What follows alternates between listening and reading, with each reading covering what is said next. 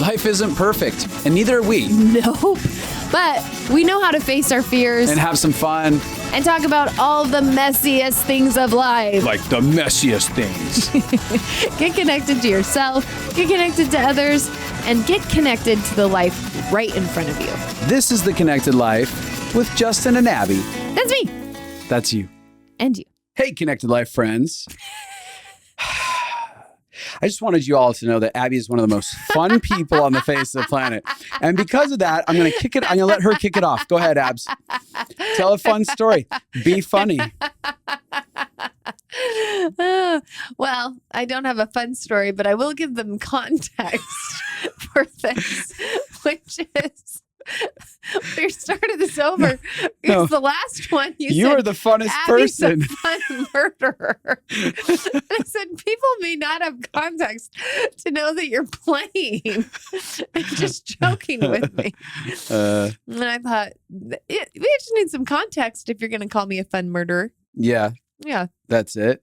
And then it would have worked. Yeah, that's what I said. You could have gone away with it if you would have been like, nah, she's really fun. I love her. She's helped me become really playful. But in this one moment, I like to tease her for being a fun murderer. Okay. That's true. Yeah. Do you have a lot of different ways of being fun? Certain expressions of Justin's fun, you are a fun murderer. Okay. So I reserve the right to be fun in that way. For me and Craig, apparently. Okay, yeah. You and Craig have your own sense of humor. Yeah. That is not my sense of humor. Yeah. And if some of you are like, who's Craig? This is a real interesting introduction. Craig is one of Justin's best friends. Yeah. And I send you to him to have your sense of humor with him. Yeah. He's and the one. I'm not killing your fun. I'm just separating your fun from me. Yeah. In those ways. Craig's that best friend for all those guys out there that are watching. 100%. He's that best friend where like, if the FBI breaks in and gets a hold of your phone, you're trying to light fire to that specific text thread because it's full of all many dark jokes, terrible humor. That's the one. That's you, Craig. We love you, Craig. Oh, we do love you. Don't Craig. leak my text messages. Thank you for taking all of Justin's dark humor away from me. I am excited to do this conversation here today with you. I'm excited to do it with you. Oh, why? Well, I was thinking right when we were sitting down, and I was thinking, I'm so glad I get to record podcasts with you. You were? Yeah. Because that's not usually your approach to these podcasts.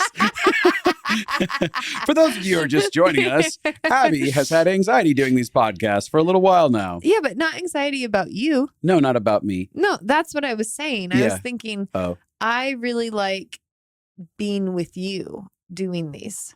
Oh, I think it's really fun, and I think you feel really safe to me. And I think even since I talked about having anxiety around the podcast, I think you've been so comforting and kind to me. And so when I sat down to do it, I just thought, I'm glad I get to be with you. Yeah, me too. You know, I think the part of it is that we have a lot in common. Like, we're married. And that just a lot. Yeah. So that makes it kind of comfortable because we've seen each other naked. You know, I've seen you naked. That's why. Yeah, you've seen me naked. That's why we're comfortable. Yeah, that's not true because we have been married in seasons where doing things with you did not feel safe. Oh, yeah. Yeah. So I think it's not just that we're married. Yeah, totally. I'd mirror that thought. I think it's that we're married and we are safe for each other. Yeah. Well, with that said, our banter has nothing to do with what we're talking about today. Oh, sad for all the audience who went through that. Usually I can weave these things in, but I'm like, nope. No. Yeah, you normally land the plane. Nope, that plane crashed into the side of a mountain. There are people on top of the mountain all eating each other right now. Oh, yeah, speaking of people eating each other, we're going to talk about religion today. You landed the plane. Yeah, we're going to talk about. No, I'm really excited about the subject. It's something we're very passionate about. It's the journey of integrating wholeness and faith together, like bridging spirituality and emotional health. And I think for me, on my personal journey, when I started getting into emotional health, because I grew up spiritual as long as I can remember. I grew up in a religious family, and I felt like I had a personal relationship with God at a very young age. And so that was always there. My emotional health journey happened when I was older, and it added so much to my relationship with God. It dramatically changed my relationship with God, changed what we were relating over. It changed how much love I could receive. So for me, emotional health felt like it opened the door to understanding God more and living more alive with Him and loving others healthier. And that is not always the case. A lot of people have a real pushback against faith and emotional health being together. Yeah. Yeah. I perceived in the religious institutions that I was part of, there was a very strong demonization of a wholeness process.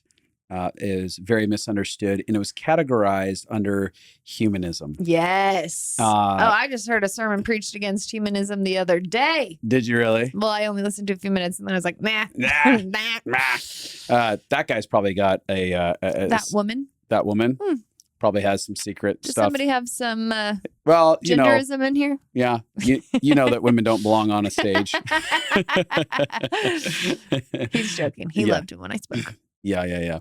But the church would think that she doesn't belong there. Just some sex. Yep.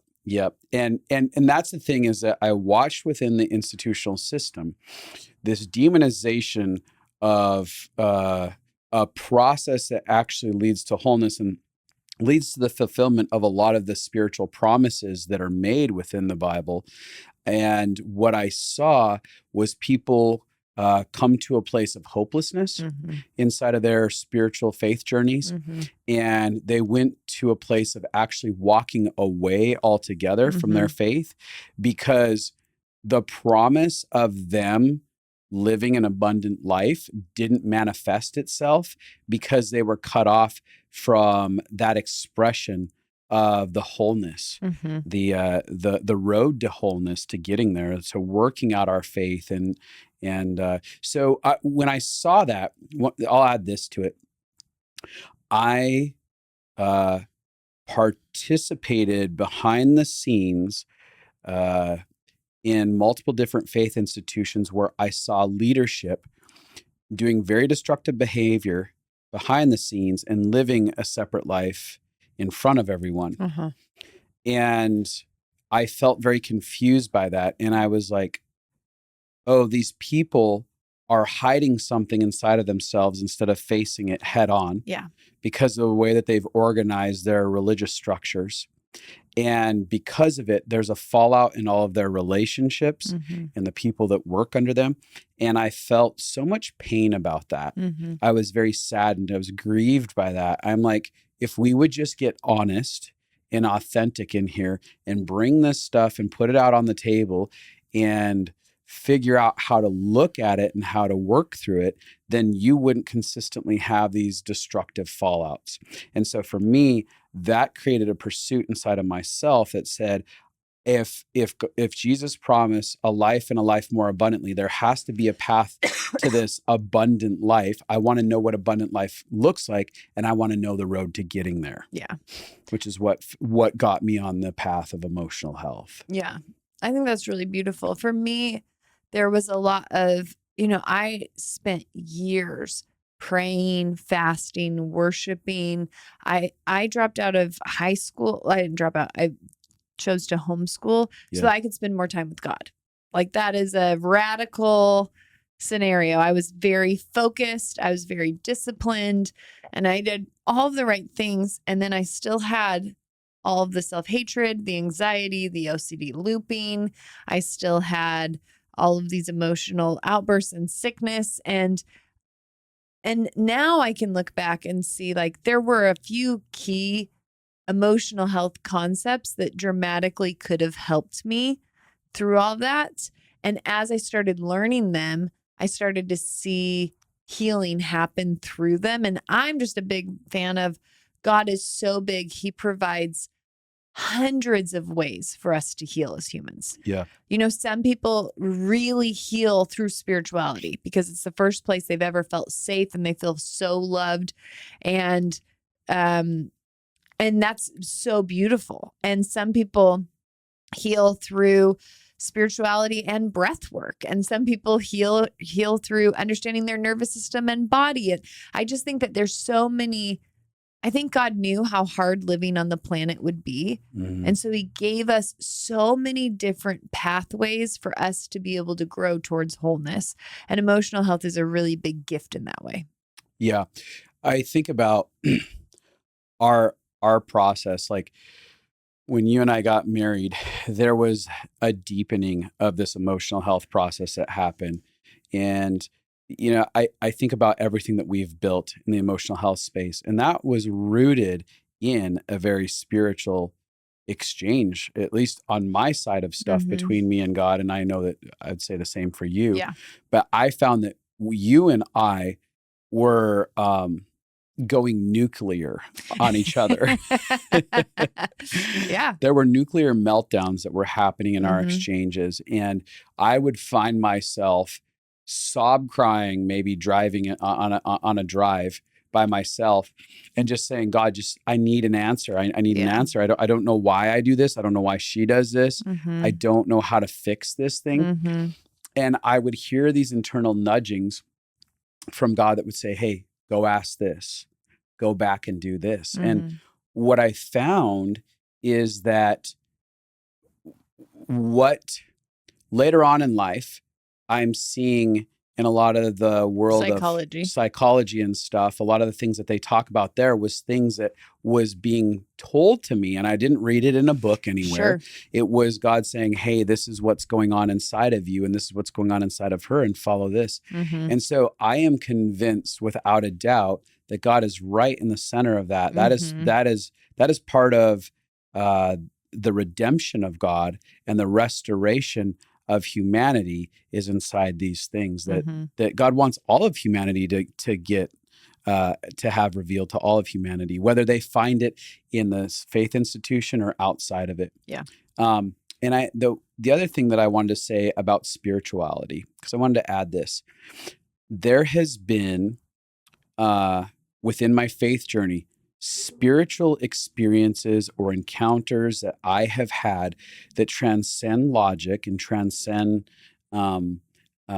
maybe some emotional health tools, that in those singular experiences with God, I found parts of my being fully being set free from, say, aspects of hatred, rage, intense fear, right? And so when I have a conversation about emotional wellness or wholeness in the church, it's a conversation rooted from a place that says, I have a high value for spiritual encounters, because something that can take someone 10 or 15 years to work out inside of themselves in a counseling office can be done in an instant in a spiritual encounter with the God of love. And things that take years in spiritual environments can be worked out in a short amount of time with some emotional health tools. Yes. And that is why for us, wholeness is both sides of that. These incredible encounters that you can have with an unconditional loving source, and life skills to learn how to feel safe, connect to yourself, connect to others, regulate your nervous system. Like, both things together create, I think, the most holistic approach. Yeah. And when these two worlds collide, that's where wholeness is experienced, I believe. Like you said, that holistic approach. And there is a lot of black and white thinking, and people get lost in the intellectual side of stuff or the spiritual side of stuff. And either side will be missing out on a very valuable component that is necessary for the human transformation experience. Absolutely. So with that said, I want to get into a few things that are, I don't know, I would say bumps in the road or barriers to people getting to wholeness. Things that we've noticed inside of church institutions. And it's not necessarily even just Christianity. I think there's lots of different sects of religion that kind of have some major themes that we want to talk about, how they can create almost like a block inside of us towards wholeness. Yeah. So for me, one of the first things that I experienced growing up within my faith institution was this idea that our past is considered something that's under the blood of Jesus. Mm-hmm. Once you're saved, that's your past. Mm-hmm. There's no reason to go visit that past. It is dead and buried. Yeah. You are a new creation in Christ was the language that was used. And the only reason to visit that is for the purpose of a testimony. Yeah. Of to say, basically, hey, I was this shitty of a person. Mm-hmm. And let me tell you how Jesus made me better and not so shitty. Yes, 100%. But as we know, inside of the emotional health field, that the majority of the problems that we are dealing with here, the belief systems, the way that we trigger and react, problems that we find inside of our nervous system are rooted in early childhood development experiences, right? Uh-huh. And so one of the things that happened very early on is this idea of I didn't know where to look, because when I saw how messy I was in my life, I was told this stuff back here doesn't matter. So it's gone. You're a new person. That person's gone. Yes. They're dead. And I'm looking at my current moment of life and I'm like, I don't know why I'm such a screw up. I'm such a screw up. There's no reason I should be screwing up. Everything's perfect right here. Why would I react that way? Why would I lash out in these ways? Why do I still deal with these addictive behaviors and stuff? Because that's all done. That's behind me. I have no current problems that should be perpetuating this situation. Yeah. And so that was detrimental to me. I found for me that I was immersed in so much shame because of that, because the should monster was knocking at my doorstep. I should be better than this. I shouldn't be acting like this. There's not a reason for this. And so the message that I had consistently going on inside of me is that I don't make sense. Yeah. That my behavior doesn't make sense. And it feels really hopeless. How can you change something you can't even understand how it exists? Yeah. Yep. And so that was something that plagued me for years. Well, and for those of you just joining us, we have worked with clients. We worked with over 4,000 clients, and we've had over 10,000 people do our courses with us. And so we've been doing this for over 15 years, and we've worked with a lot of pastors. We've counseled a lot of pastors. And a lot of pastors will come to us because they have a repeat behavior they can't get out of, a repeat thing that they can't deal with. But they refuse to look at their past because they're like, that's under the blood. Yep. And what we believe is that the full redemption Jesus paid for is that every part of your story would be covered in love. That Jesus could actually go back and redeem every part of your memory, every part of your history, that the things, because it's so easy to want to just cut off from the parts of us we don't like. I did that for years. Now, I knew Jesus my whole life, so I didn't feel like I had a place that I could cut off. I always wished, I was like, could I walk away and then come back and just cut all that life out? But so the idea is nice for us to just cut off something we don't like about ourselves. But what that means is that actually separates us from ourselves. It creates dissociation within us. It actually creates two parts. So now we're not living whole. We're living separated within ourselves. And Jesus came to reconcile us to himself and to ourselves and to the people with us. And so true redemption isn't that, oh, it's under the blood, so I never think about it anymore. True redemption is it's under the blood, which means me and Jesus can go back there and I can see where he was. I can see his love. I can see what he has to say about my heart and what happened and the wounds that happened and the pain that I caused. And, oh, I can go back under under that moment to actually bring his forgiveness back there. It actually becomes active soil for the gospel to get back into our past, not just to create a whole new separate being. Yeah. Well, one of the things, this is really good that you're talking about, is you're talking about being fractured. Mm-hmm. So the way that it was treated within the faith institution is that there was my insides were fractured into two parts. Before God, and after God mm-hmm. concept, right? And the integration or the wholeness is that we are one with every part of our being. And you're mm-hmm. right. Like in my mind, if I visit my history without a radically loving creator by me, mm-hmm. I usually visit it with judgment, shame, condemnation, mm-hmm. guilt, regret. Mm-hmm.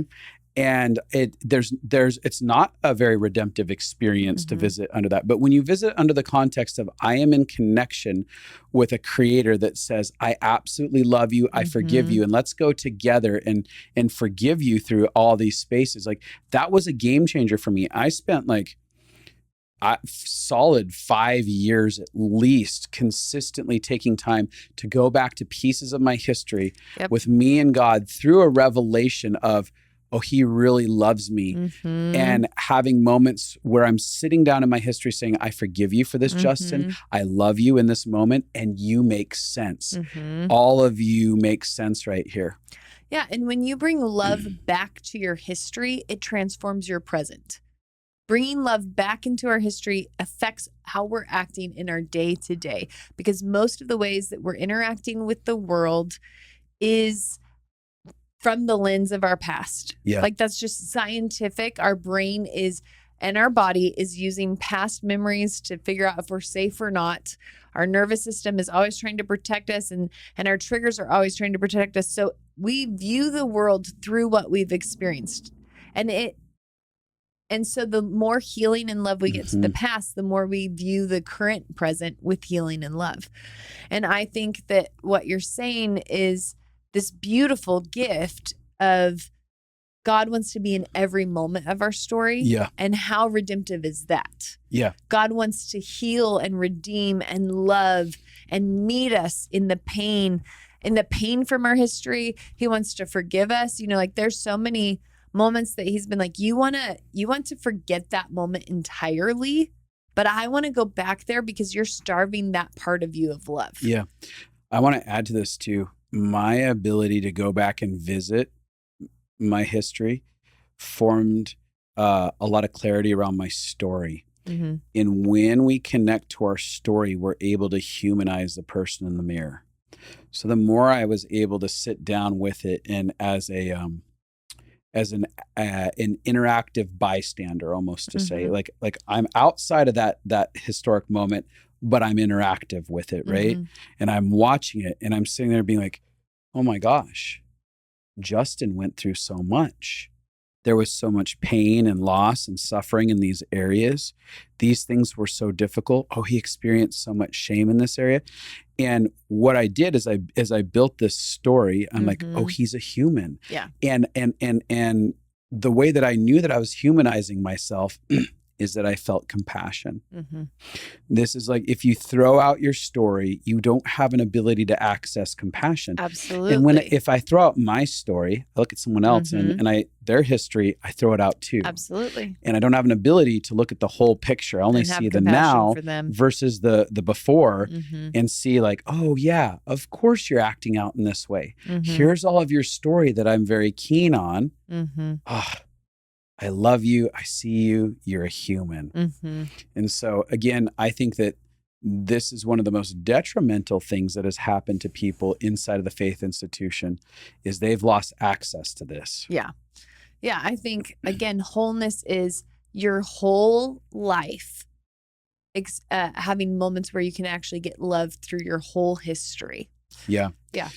Did you want to talk about another aspect of it or you want me to jump into it? Yeah. I think one of the main problems, and this is why a lot of people deconstruct their faith, is because a lot of faith institutions, a lot of church or religions are teaching you to abandon yourself. Yeah. They are teaching you need to follow all of our rules and our guidelines. And there's a lot of rules to belonging. and you need to make sure that you line up with what we believe in order to belong. And so what that teaches people is shove yourself down, shut up so you can belong and behave. And a lot of the churches behave. And so if you're not behaving, then that means you're not going to belong. And that creates this fear inside of us that we're terrified that we're about to not survive, because humans are made to be community driven. We're made to survive in tribes. And so if we feel like belonging is at stake, then we actually will feel so like it's so intrinsic in our bodies that we will give up ourselves, we'll give up our opinions, we'll give up our beliefs in order to figure out ways to belong to the greater group, because it feels like that's where safety is. If I belong to the bigger group, then I will be safe. And so what we do is in church, we try to follow all the rules and all of the beliefs and everything that they're saying. And oftentimes we're avoiding our own flags, our own concerns, our own, this doesn't feel right, our own intuition. And a lot of times we're even taught that having a voice and having an intuition or having pushback means we're rebellious, or we don't have faith, or we're not submitting, or we don't honor our leaders, or we're not with them. And so it creates this thing of, to be good, I have to believe the same as you and behave the same as you. And that takes away all the complexity of humanity. That takes away all of our nuance. We're all built so differently as humans and meant to display God in different ways. And God is so complex. And it makes me laugh that we think that we could very clearly define God by a few things and totally get that right and make everyone follow those. I'm like, the disciples were listening to Jesus and they didn't understand half of what he said.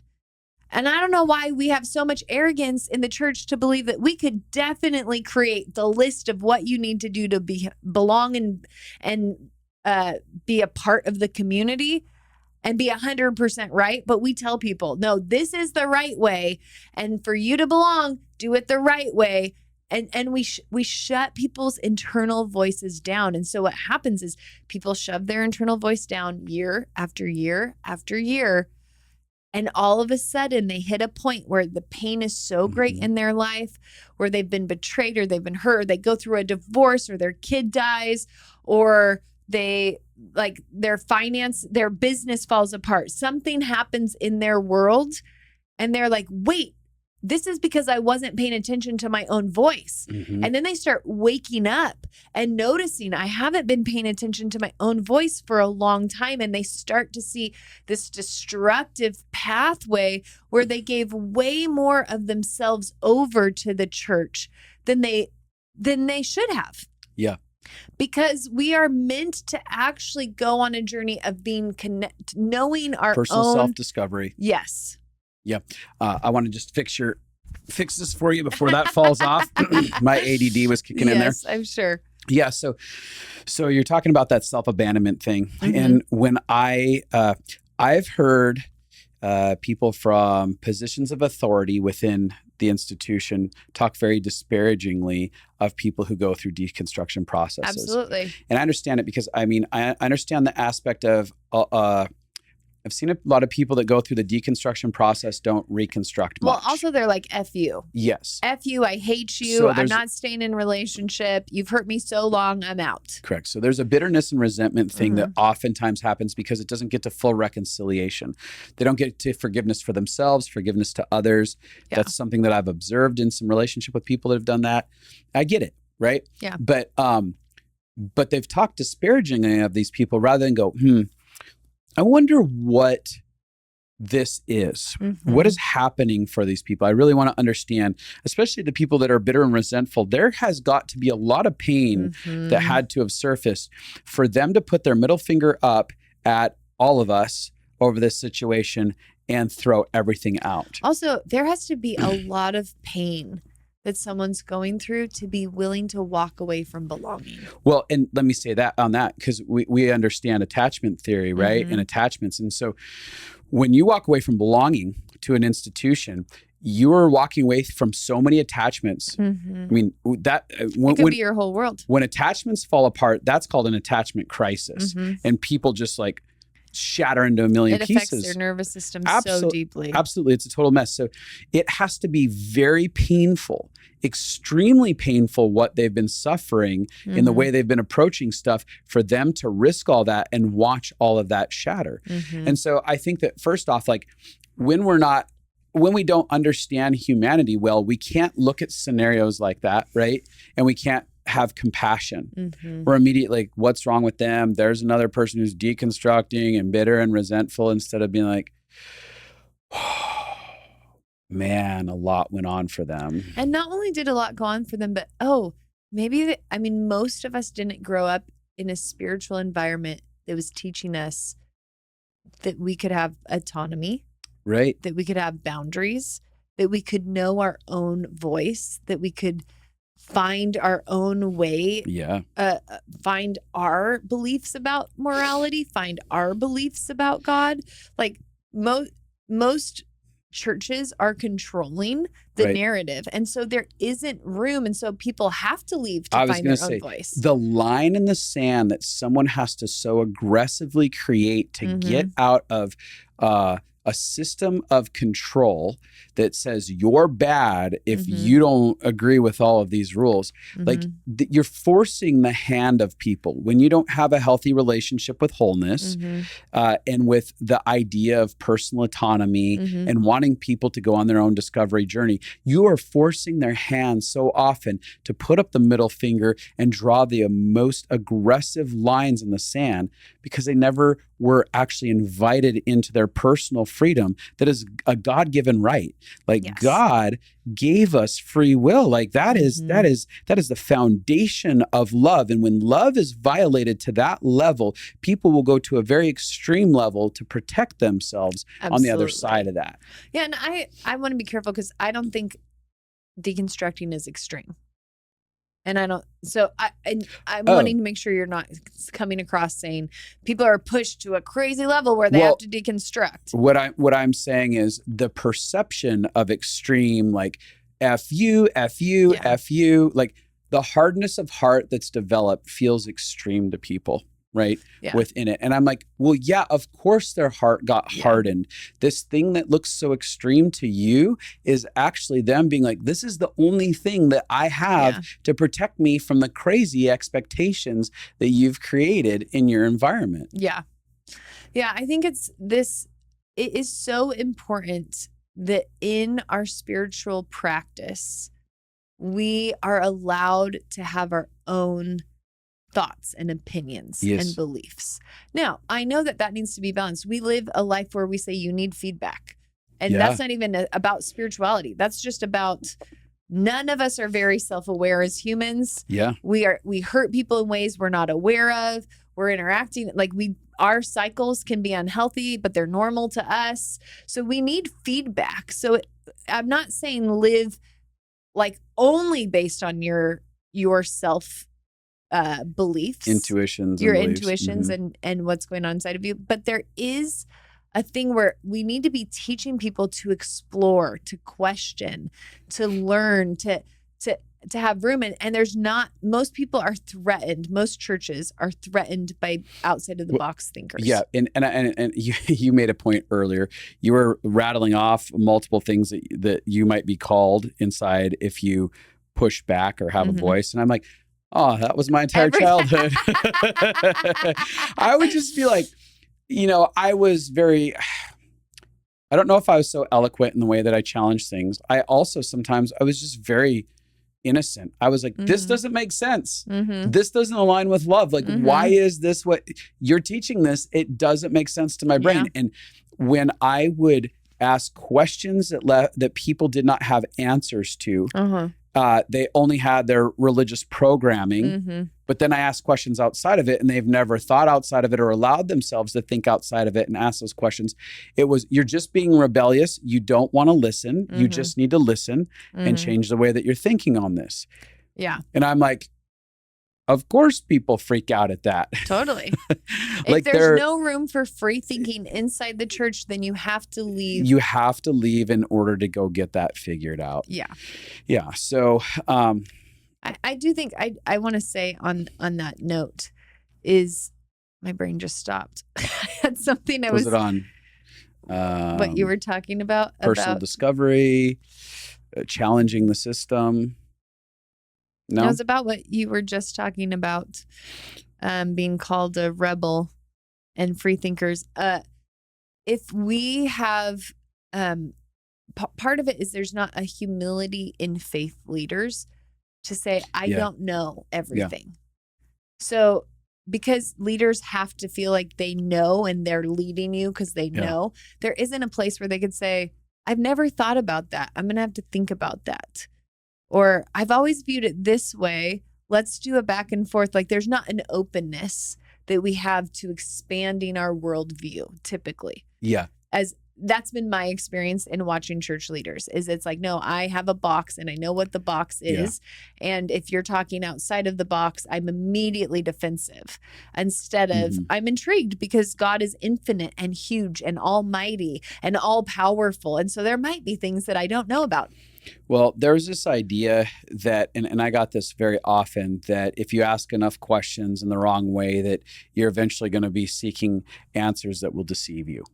Mm-hmm. Like you'll be going down this process and then you're going to get deceived. So there's a very strong fear-based thought lens that we all have to have the same group think. And if we get outside of the group think, you're going to be easily deceived and terrible things are going to happen to you. So it's a very fear-based cultural system that keeps people from thriving. And to me, I'm like, for instance, our school, we've had our life consulting masterclass school, and I've watched people go on their journeys, and I'm always like, we may not be right. Question what we're saying. Figure out if it's true for you as well. I'm okay if they find themselves in a messy place because this one moment of mess doesn't define their life. Like they have a whole life where they're exploring, learning about love, learning about emotional health and stuff like that. And so I don't live in this fear that this is going to absolutely destroy their lives. I'm more scared of fear destroying someone's life than the exploration process. Oh yeah. The fear that you're going to be deceived in the church. So this trains people to shut their self-voice off, and it trains people to not explore and not know. The fear of you're about to be deceived got broken, shattered in my mind this year. And it's not like I even had it really on the table, but I all of a sudden had this, I literally remember the moment where I got this like righteous rage that came up inside of me. I was in a conversation with somebody. We're talking about the fear of being deceived. And I was like, you have to be kidding me. Because I spent my whole life hearing that. Yeah. And I was terrified of it for years.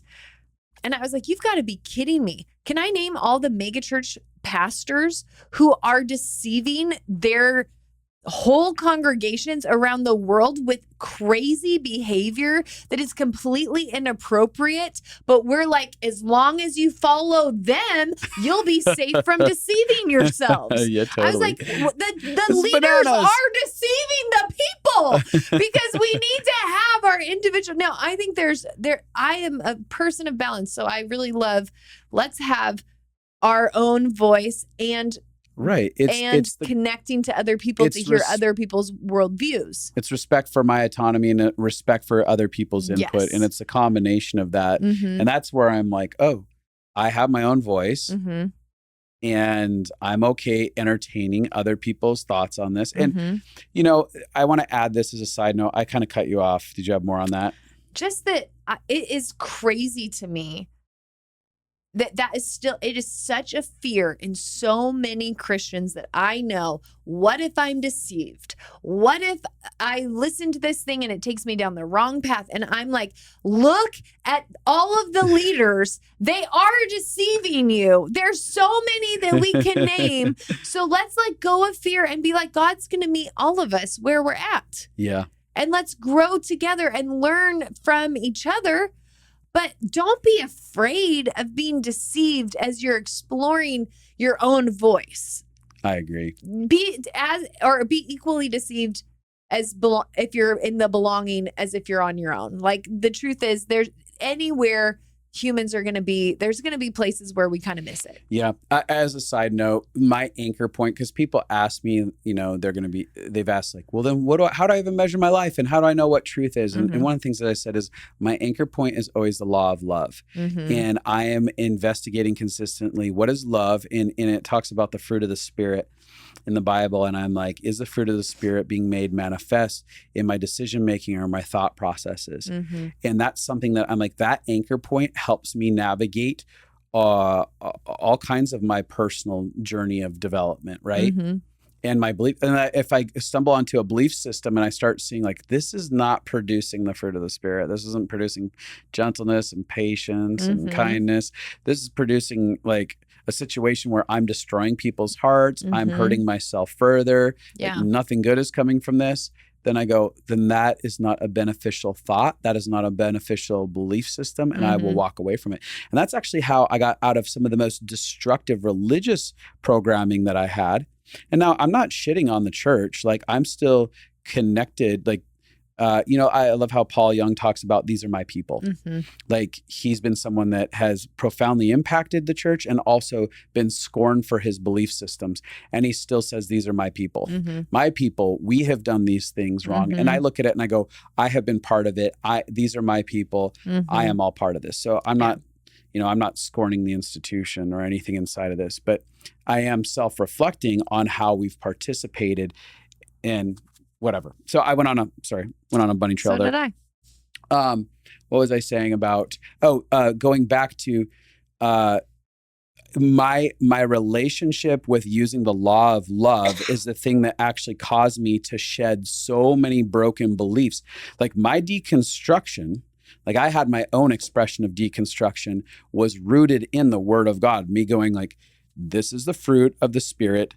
And it is not happening over here with these belief systems. I am throwing all of this out that I learned in my institution that I grew up with. And it liberated me. It brought me into a sense of having compassion for humanity and love for other people and love for myself. Yeah. Anyways, I digress. The law of love and the fruit of the Holy Spirit is a really good, I think about bumpers on bowling lanes. Like they create good bumpers or like training wheels to keep you on track, you know?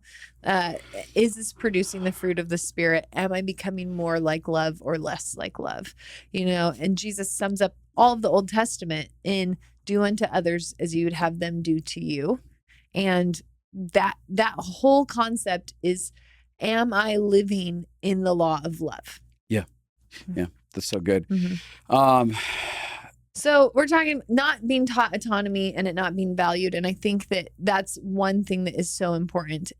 There are two human needs that every human has. I mean, there's millions of needs that we have, but there are two needs that we have that determine a lot of how we function in the world. Food and water. And the two needs are autonomy and connection. Yeah. So we all have a need for our personal boundaries and to belong and to connect. We want to feel seen and loved and known, and we want to experience intimacy. And we also need to feel like we have space, like we have room, like we can think our own thoughts, we can feel our own feelings, we can have our own boundaries. And so all of us are balancing these two needs in every relationship. And it's complicated. Like in marriage, it's complicated because sometimes I want the connection need met when you're wanting your autonomy need met. Yeah. Those your are both sense of valuable. self. And they're both valuable and we need them both. And so in church, autonomy needs look like I can have my own voice. I'm allowed to have boundaries. That's something I wasn't taught early on because everything was give your life to the church. And so it wasn't like you're allowed to also have boundaries. You're allowed to know when you're at the end of your rope. You're allowed to know that you need rest before you burn out. You're allowed to know what's going on. You're allowed to be connected to yourself enough to be able to have boundaries in your world so that you're giving and can stay in overflow and not get overwhelmed. And this desire in us to have autonomy is given by God. He gave free will. It is the entire planet is birthed out of his desire to protect free will.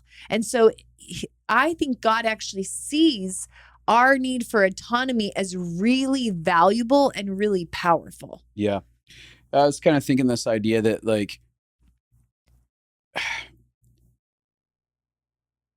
submitting to one another, like the idea of submission to one another is this idea of collaborating with one another, like laying down your life for one another, can only be done when we actually have a healthy relationship with autonomy.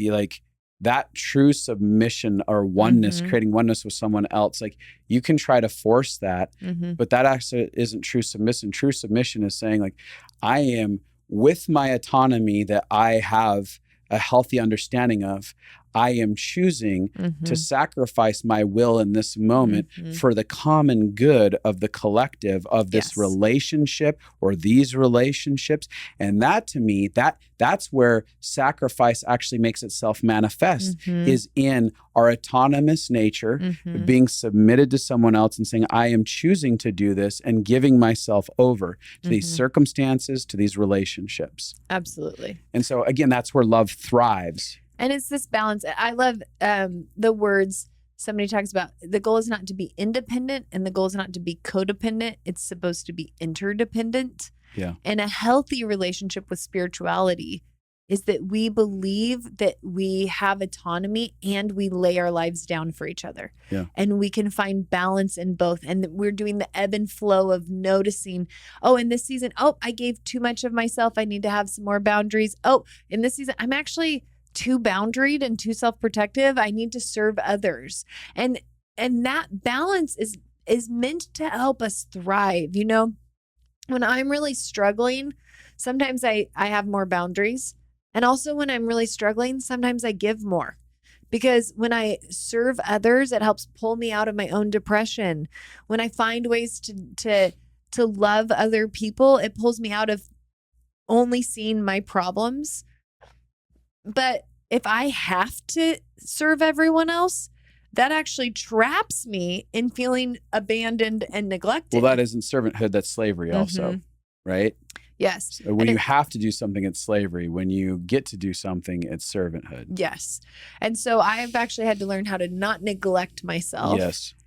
And give my life to others. Yeah, that's so good. I want to add something going on the autonomy conversation, because one of the things that there's a difficulty with in the institution is that people's opinions are given under the guise of God's.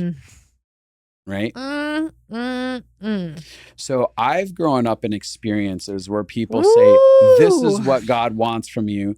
This is what God thinks you should do. This is what I feel like God is saying. And it's all under, like, their opinions are under the guise of this is what God thinks. Right. So how can you disagree? You can never disagree with that. Now you're being rebellious to God if you don't agree. So you have to either tell them they're a liar and they don't hear God, or you're rebellious to God. Yes. And there's not room to be like, to actually hold humility. A lot of the problems in the church would be healed with humility. What? Humility? What is that? Yes. Because if people were like, this is what I feel like could be from God for you, but I don't actually know. Yeah. For sure. Or like, here's what I think God's saying. And somebody could say, this is why I'm not sure that feels right in this season. And somebody could say, okay, I'm going to think about that. You know, like that ability to act like we don't know everything for other people's lives. Well, when humility, there's an approach that says, here's something to consider. You should do this is different than here's something to consider. And here's something to consider is saying, I am respecting your autonomous nature as an independent individual, and I am partnering with you and allowing you to sort through this, but I am having input. And again, that's the healthy interdependence, right? Is like when I'm relating with you and you're like, here's a thought to consider. I am, and you're serving the relationship, right? At the end of the day, I'm not saying that we should stop interacting with people and giving input whatsoever. Totally. Yeah. But it's under the law of humility. Yeah. I remember one person telling me, I think I've told this story maybe before, but I had somebody tell me the reason that you're not getting healed is because there's a rumor that you don't want kids bad enough. I remember this. And it was a leader yeah. in the church. I've had people tell me all kinds of things like that. Like, this is the reason this isn't happening. This is what you need to do. I remember telling somebody that I was so sick and they're like, you need to start having kids. And I was like, I don't think you understand what I just got done communicating. Like, I'm not surviving my day to day. I've had to quit everything. I don't think now is the time to add more responsibilities.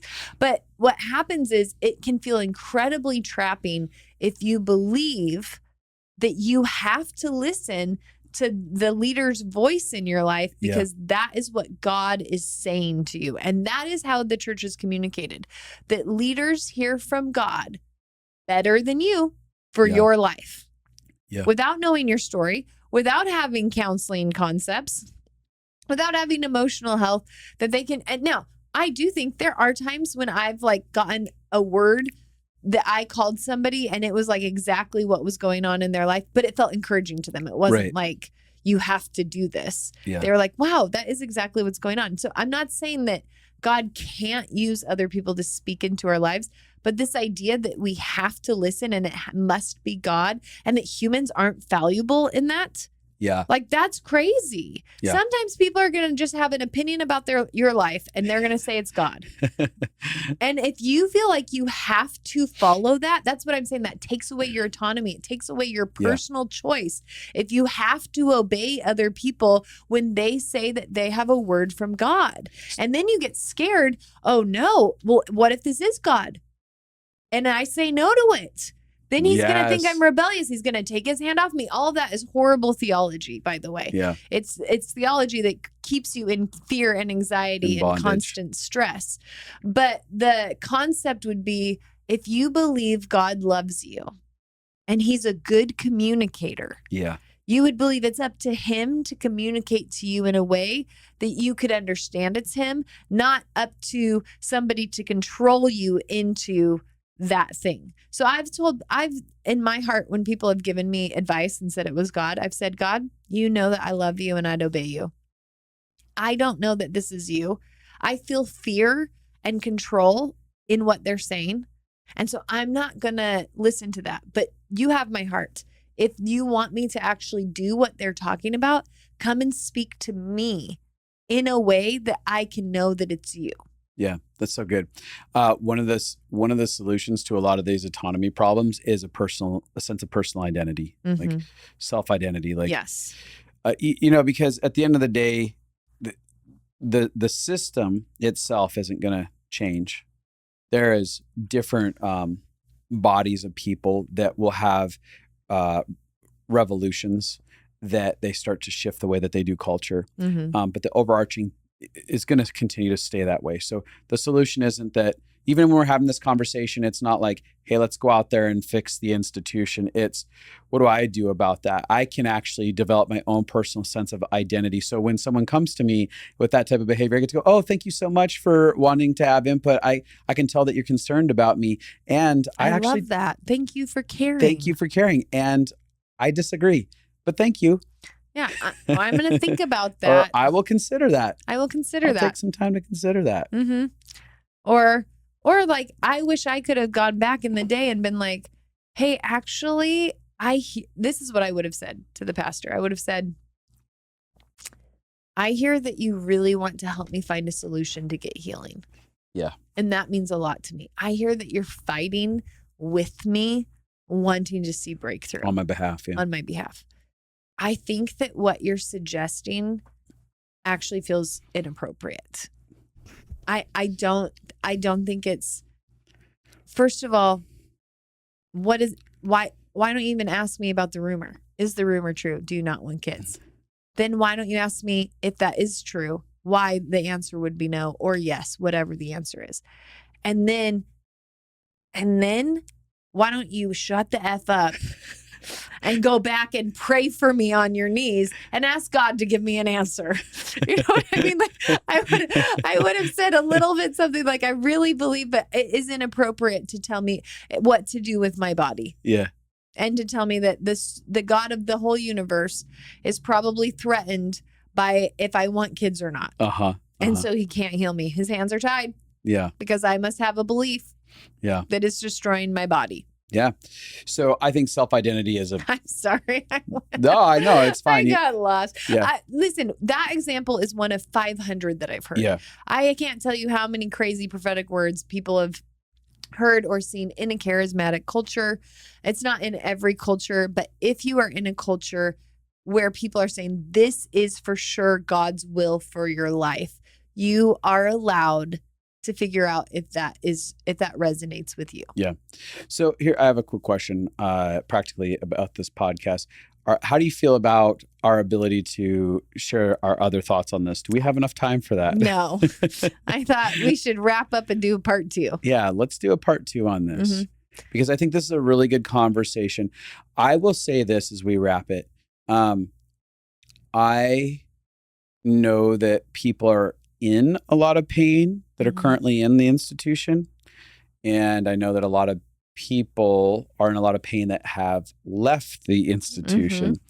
And my hope is to start bridging that barrier in that way. Like this conversation about emotional health and the institutionalized religion, like I'm hoping that people can start finding reconciliation inside of themselves to these empowered conversations. Like, again, this isn't about us trying to revolutionize the institutions. They're not necessarily going to change overnight, but you can have a personal experience as you hear this and you go, yeah, I've been there. I've been the one that's done that. You know, maybe you identify as you've been listening to this, you've been like, man, I've done that to people.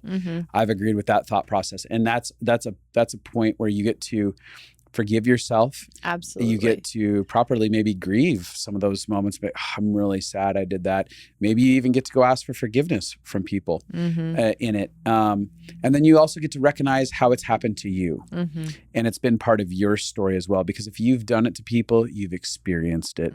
And we can vilify the institution. We can vilify people all day long, or we can say like, hey, I've been there. I've done that. I've experienced it, and now I can reconcile it. And that's my hope in a lot of this conversation is to. Yeah. And I'd like to say that almost everything that I've complained about, I've done to people. Yes. I'm sure I gave words that were crazy to people. And I'm sure that I wanted people to believe the same as me for years. Yeah. I wanted that. I was like, you could at least feel my agenda. If you were with me, I wanted you to believe the same as me. I was threatened by people having different beliefs. That felt scary to me. I hadn't learned a way that me and you could both believe separately and actually still be good. Yeah. And so a lot of these things have taken a long time. And what I feel, the joy I feel is that I feel love towards the journey I've encountered with God inside of church and love for the journey I've encountered God outside of the church. I feel like both parts have been a beautiful part of my story, and I'm really thankful for both parts. Yeah. And I'd go as far as saying it, I don't believe people are the problem. I believe that belief systems are the problem. And that's really, even when in areas like this conversation that we're having, I haven't gotten very fired up in this, but oftentimes I can get fired up, and I'm not fired up about people. I'm fired up about belief systems that are very destructive for us as humans and as people who are trying to find a revelation of love, right? So I really like having this conversation. This is one that I'm passionate about. I'm glad that you were willing to join me on this. Yeah. And if you're listening, emotional health really did change our lives. It changed all of our patterns. It changed our marriage. It got me out of anxiety, depression, self-hatred, shame. It got our marriage into regulation. It helped us learn how to hold more than one belief system, how to not control, how to have humility. Emotional health led me to all that. And so if that's something that you want to grow in this year, we're doing Reclaiming You. We're not doing Reclaiming You. I don't think people will be listening to this by then. Well, if you want to try to get into Reclaiming You, you can email us. I think it may have already started. I don't know when this podcast is launching. Well, I will say this. If Reclaiming You has already started and you can't get in, we do have many other programs that you can look at Justin and Abby, that's abi.com. And you can kind of look at our different courses. We have been doing courses for years in different areas that are helping the human condition find their way back to love. Yeah, back to a loving God, back to loving themselves, and back to loving others. Yeah. So, well, this was a good podcast. Oh, I had fun with you. Oh, you bring fun. I didn't murder fun. You didn't murder fun. Not all the way, anyways. Listen, if you have gotten anything out of this podcast or you're appreciating the podcast, please share it on social media. Send links to your friends. Text them. That's the best way that the word spreads. Them. And some of show up at their doorstep early, like 4 a.m. in the morning. So they listen to this. Yeah, break all their autonomy with our podcast, celebrating autonomy. And also, if you're not on YouTube, go to YouTube. We're great on YouTube. I have a beautiful bald head. You'll want to look at it on YouTube. And you can subscribe on YouTube. Just look up The Connected Life. And subscribing actually helps us. Yeah. Hit the bell button. Very kind. Thank you so much. Build that platform with us. Let's cheers. You just got lit up. For all you Suits fans out there. You're in my spot. For what fans out there?